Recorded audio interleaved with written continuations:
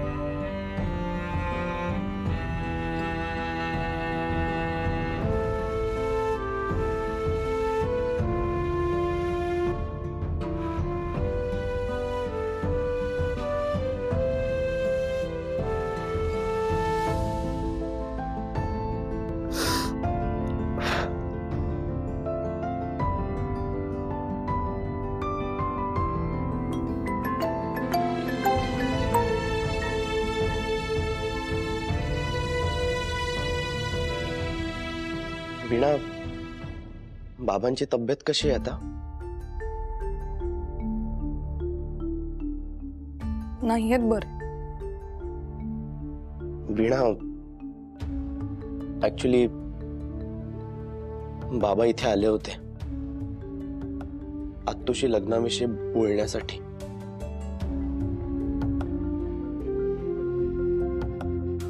आणि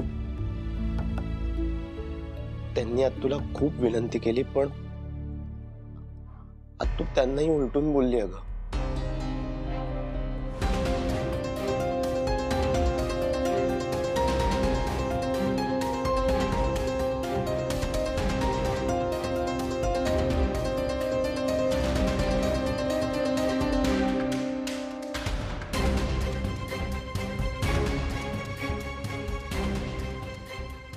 वीणा, माझ्या आत्तूमुळे, माझ्यामुळे तुझ्या बाबांना हे सगळं सहन करावं लागतंय। आय एम रिअली सॉरी वीणा। मी जरा बाबांच्या इथे करते फोन। हा,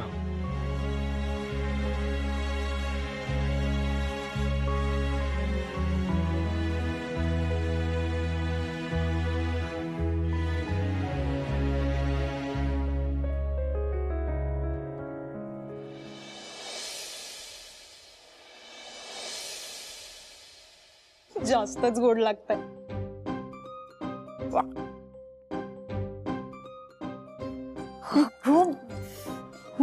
काय चाललंय तुझं हे? दादा कुठे गेला होता, काही कळालं का?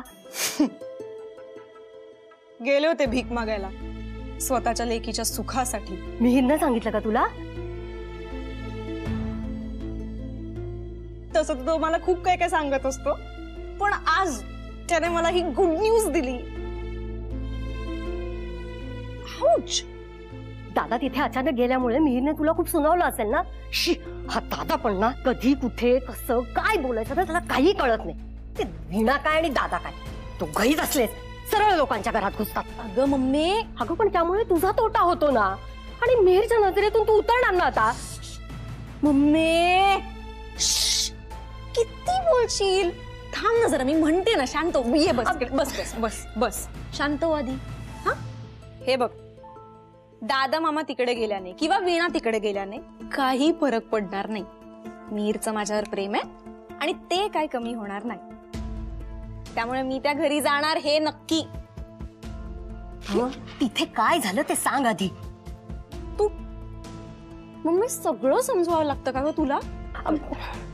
मिठाई खाते मी, काय अर्थ होतो याचा? म्हणजे त्या बाईने दादाला पण हकललं, उभं पण नाही केलं। गेले होते तोंड गोड करायला मिठाई घेऊन, तसं काही झालं नाहीये। अगं पण त्या बाईने जर दादाचं ऐकलं असतं तर?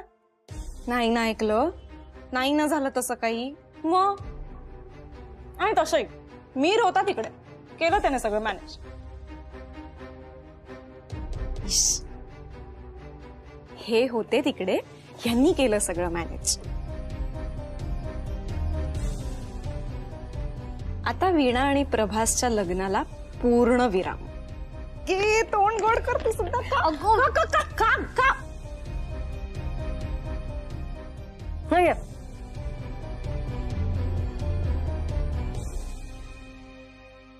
सख्या, आमचे प्रयत्न कमी पडतायत की तुझे आशीर्वाद, की दोन्ही? कधीच शक्य नाहीये का माझं आणि प्रभासचं लग्न? आमचं दोघांचंही खूप प्रेम आहे रे एकमेकांवर. आम्ही कधीच एक होऊ शकणार नाहीये का?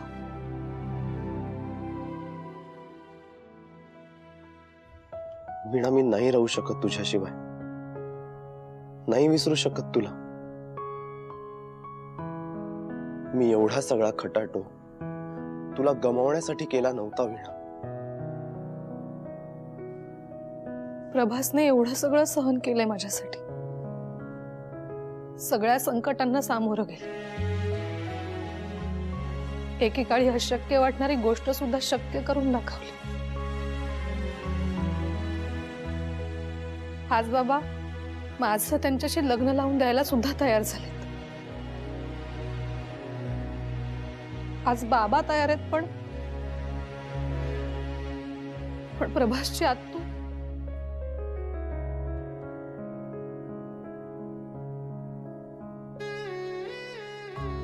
काय झालंय तुला? का अशी वागतेय ती? सतत वीणाचा अपमान करत असते. मला तर माझ्याच घरी परक करून टाकलंय. तिला मी इतका नकोसा झालो असेल ना तर ठीक आहे.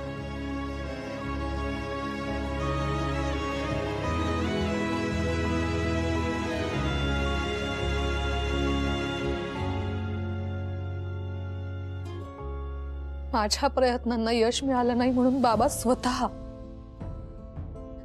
तिथेच माझ्या सुखाची भीक मागायला गेले होते. पण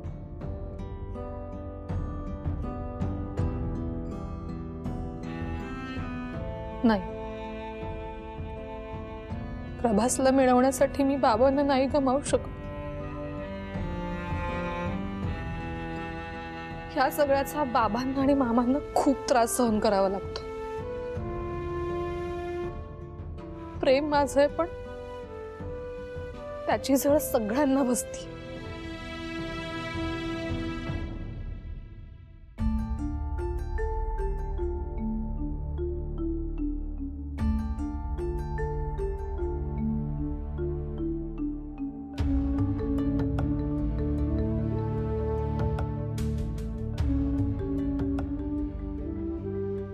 आत्तू, माझं वीणावर प्रेम आहे म्हणून मी तुला इतका नकोसा झालो असेल ना तर मी हे घर सोडून निघालेलोच बरा.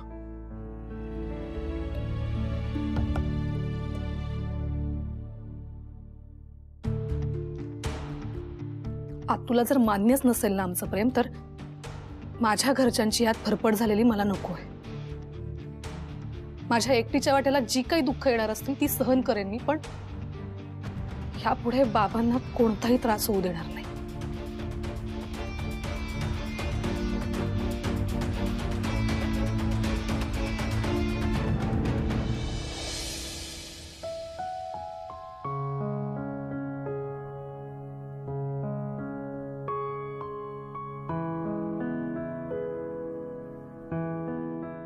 दादू,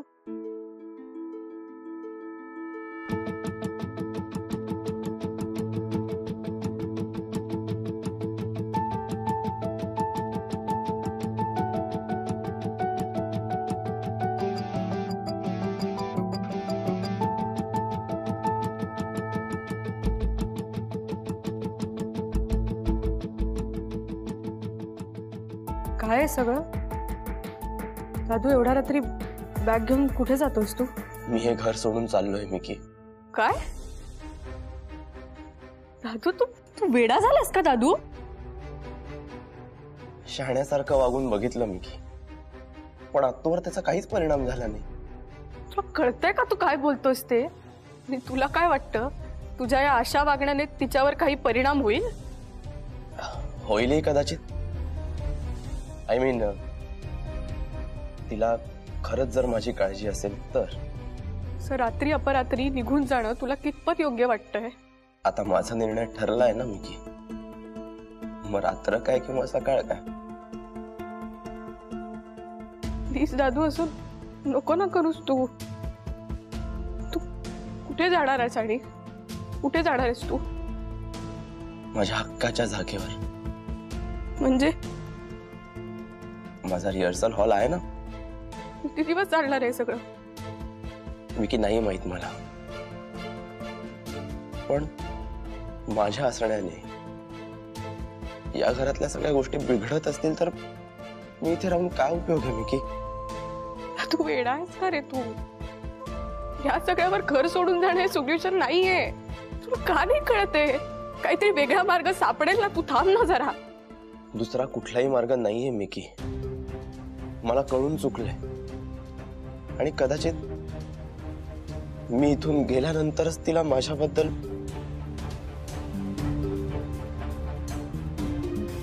दादू, तू मलाही सोडून चाललायस? मिकी, मिकी, मी तुला मनाने सोडून जात नाहीये. आणि मी तुझ्यापासून कितीही दूर गेलो तरी तुझ्या एका हाकेवर तुझ्यासाठी धावत येईन मी. पण सॉरी, मी आता इथे नाही थांबू शकत मिकी.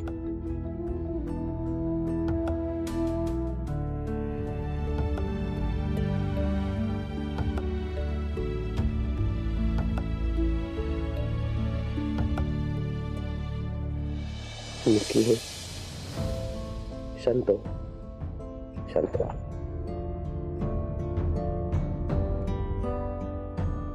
शांत.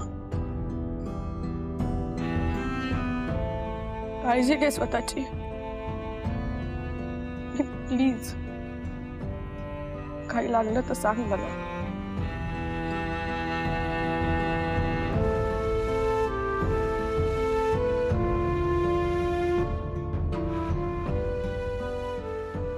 येऊ?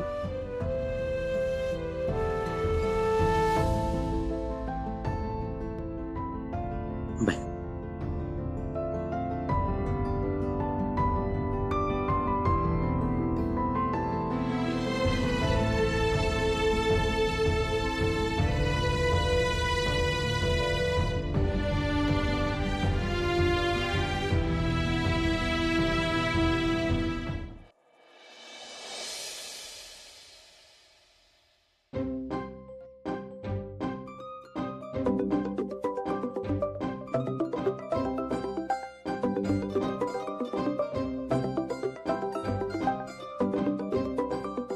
सकाळी सकाळी फोन केलाय.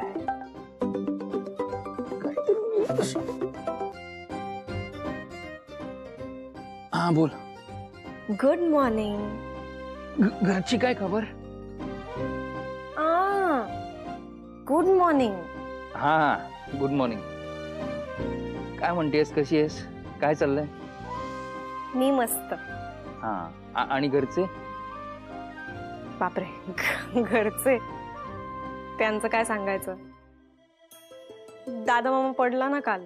त्याच्या पुढचं सांग ना. ते माहितीये मला. वीणा खूप चिडली असेल ना?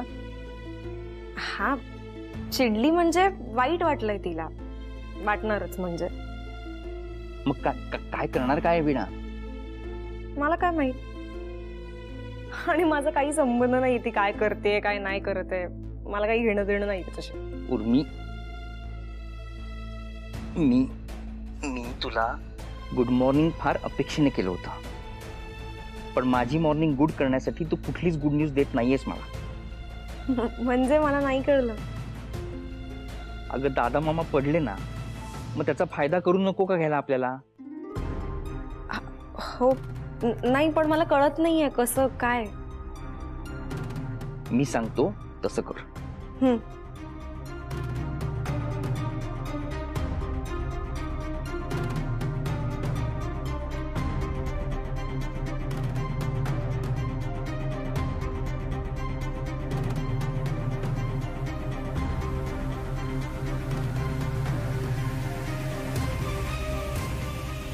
कळलं? आणि काम झालं की ताबडतोब मला कळव. हो कळवेन. पण मला काय मिळणार त्या बदल्यात? किती पैसे हवे तुला? पैसे नाही रे, तू हवायस. What? तू हवायस म्हणजे तू भेटायला हवायस. ऑफकोर्स भेटेन. फक्त माझं काम करशील ना? सॉरी आपलं काम करशील ना?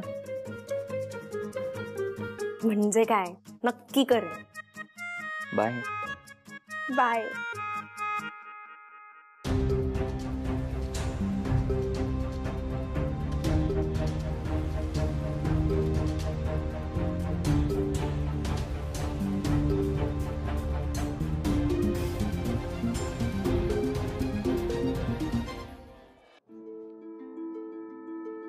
तू खरंच घर सोडून आलायस?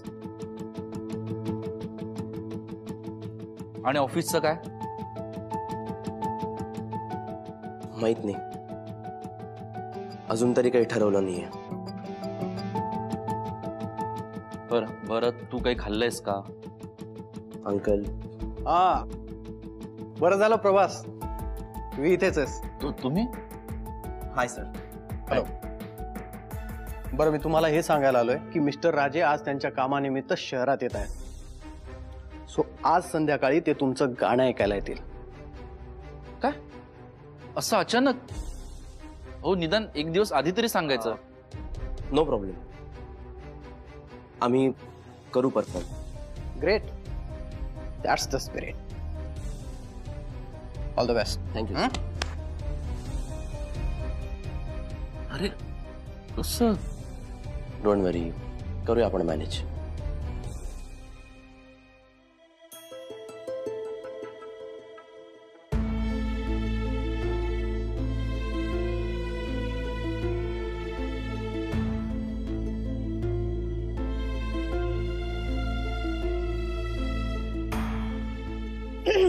मम्मी, आपली वीणाताई सॉलिड आहे.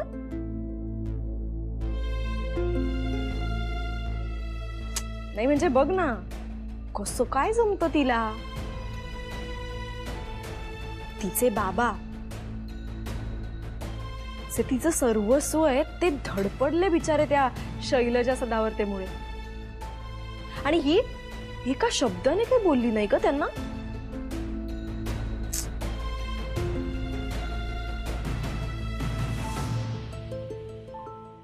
वीणाताई, मी जे काही बोलले ते कानावर पडलंच नाहीये का मुद्दाम दुर्लक्ष करतेस?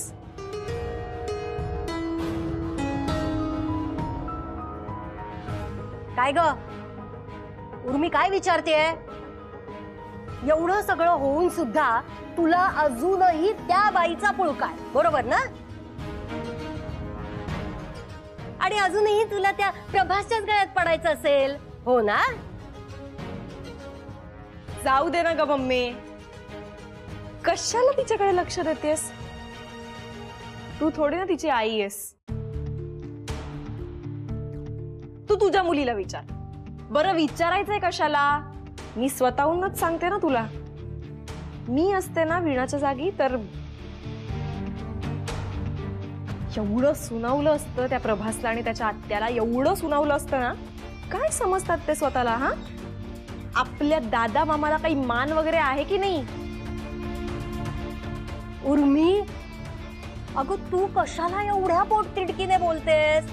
तू नाहीयेस ना तिच्या जागेवर. आणि तुला माहितीये ना की हे किती सरळ साधी साळसूद आहे ते. दादाला एवढं सगळं झालं तरी तिच्या तोंडून एक शब्द तरी फुटतोय का बघ. बघ ना.